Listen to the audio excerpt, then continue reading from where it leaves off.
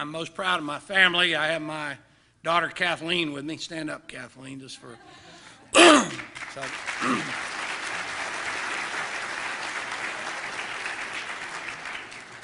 and as I told you, I bring my own crowd with me. Will the FedEx teammates in the audience stand up?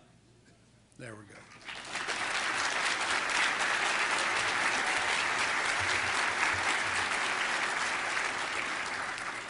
I can assure you that the only reason I'm up here are because of the efforts of those men and women and the other 300,000 FedEx team members just like them around the world.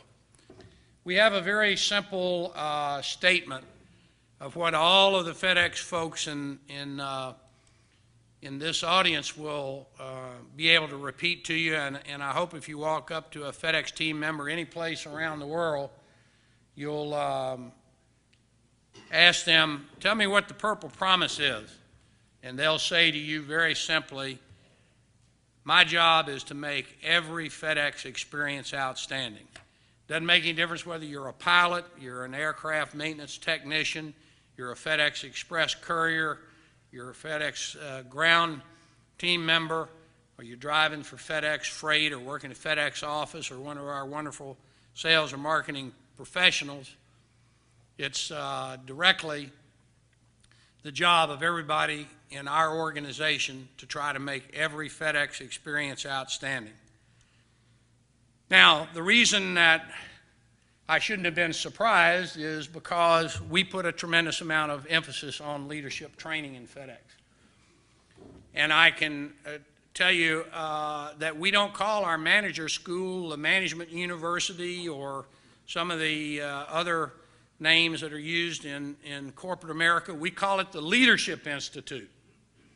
And the reason we call it the Leadership Institute is because in the service business, if you're not capable of providing good first-line leadership, you will not be successful in meeting those expectations of the customers, particularly if you're in the type of high expectation service business than we are. Now, one of the things we do is simply recognize people for doing a good job. The General, as a Naval Academy graduate, knows this very well. In the naval services and the Navy, when someone has done a good job, the skipper of the vessel often will run up two flags, B and Z. Now, don't ask me where this came from. I'm sure it comes from 1775. But the Bravo Zulu flags to everybody in the naval service are very clear in what they mean. Well done and thanks. Thanks for a job well done. And so when you see the BZ flags flying, you know that that vessel or that unit has done a good job. So we co-opted that at FedEx because so many times in the industrial or the corporate world, people get caught for doing something wrong, but most of the time nobody gets caught for doing something right.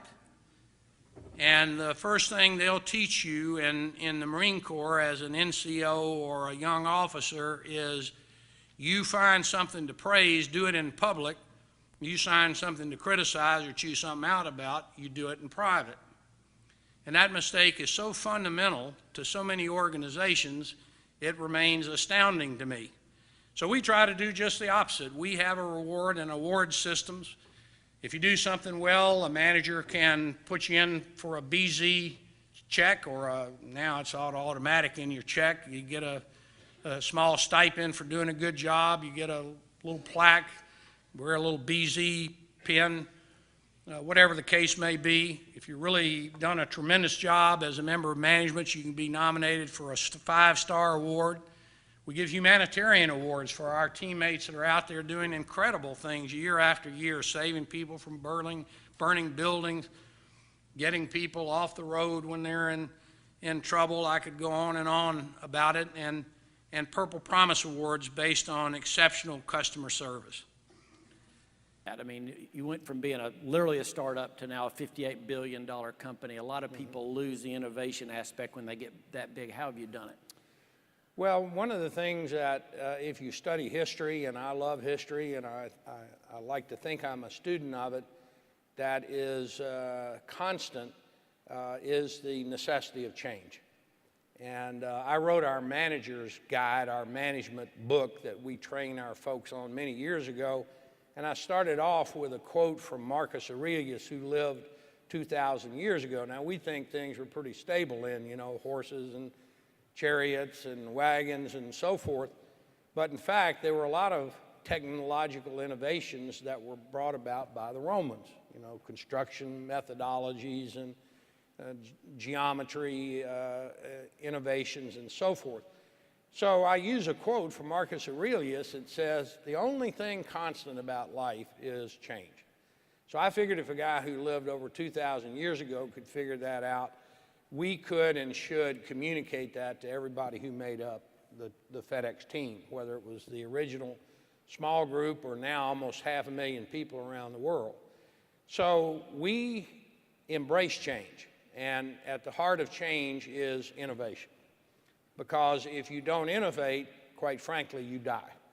And we reward innovation, we encourage innovation, we don't punish innovation attempts that fail. So, but let me stop you saying, but how do you reward innovation in that larger structure? Because some of those innovative, creative people can think, I can go do something on my own, and I won't be limited within a salary structure of a Fortune 10 company. And some of them do.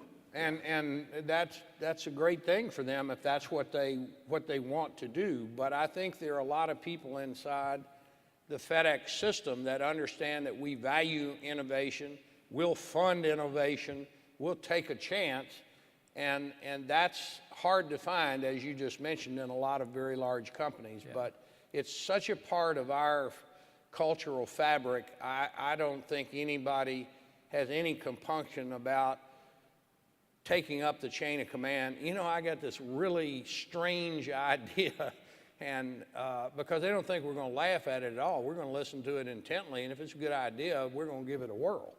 One of my favorite quotes is from a professor at Harvard, Rosabeth Moss Kanter, and she calls it kaleidoscope thinking. You know how a kaleidoscope, you look in there and you see eagles and turtles and one thing or another? Lots of things in business are sort of obvious, but you can't see them, but you got to keep twisting that kaleidoscope, and all of a sudden, wow, there it is. Now, maybe it's because technology has come along, but that conceptual leap is at the center of most innovation. I can't fly faster than the speed of sound. Well, you know, if you put a tail that moves entirely rather than, you know, the old elevator, and you sweep the wings, damn right you can go the speed of sound. I can't get to the moon. Jules Verne's concept of a rocket going to the moon, it won't work, energy won't, you can't carry enough. Well, if you break the rocket into 3 parts and throw 2 of them away, you can get to the moon. So some of the things that we take for granted, we're just twisting that kaleidoscope and looking at things a little bit differently. Now, a great deal of innovation obviously depends on fundamental science, physics, and what Einstein developed, Newton developed, but an awful lot of it is just seeing things from a slightly different perspective. To the same person that started, it's leading it when it's 58 billion and 475,000 employees.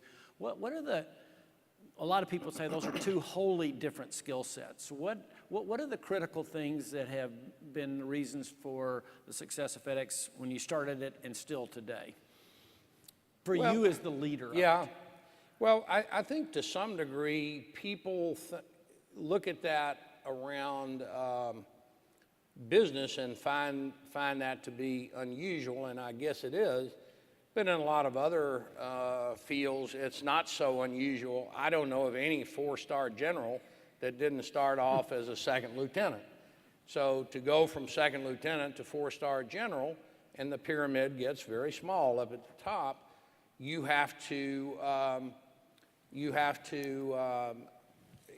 study, learn the lessons of history, find people to emulate, be willing to change, learn how to delegate, learn how to state with clarity what you're trying to achieve, and the higher you go and the bigger the organization, the better you have to be at all of those things. The same thing's true in, you know, the football business. I know that a little bit. My son Arthur here is the tight ends coach of the Tennessee Titans. Go Titans next fall. I think they're going to be very good. But most people that become great coaches, they played football. Yeah. And then they were a tight ends coach, and then maybe they're offensive coordinator, and then they end up, some of them, like Tom Landry or Bill Belichick, as geniuses. So they've gone through that continuum, and I don't look at what I've done any different than those examples I just gave you. I did change a lot. I did study a lot. I did try to avail myself of the lessons of history and other people that made those transitions from sort of small to big enterprises. And I just think it's discipline and objectivity and the willingness to do those things I just mentioned to you. You recognize someone who served with you in Vietnam. Well, they told me he was in there. Neither one of us have probably recognized him one another. Been a long time, 50 years, but. But I'm curious, lessons you learned in the military that applied as you grew FedEx? Oh, absolutely. If you go to the internet, go Google up my name, Frederick W. Smith, and quote, look in there and it says what the Marine Corps taught me. And it's a little article I wrote in 2008 for the Naval Institute Proceedings, which is the technical journal of the Naval Services. And it just tells what I learned in the Marine Corps in terms of leadership principles, and the Marine Corps is the best at it. The other services are excellent too, but, you know, semper fidelis.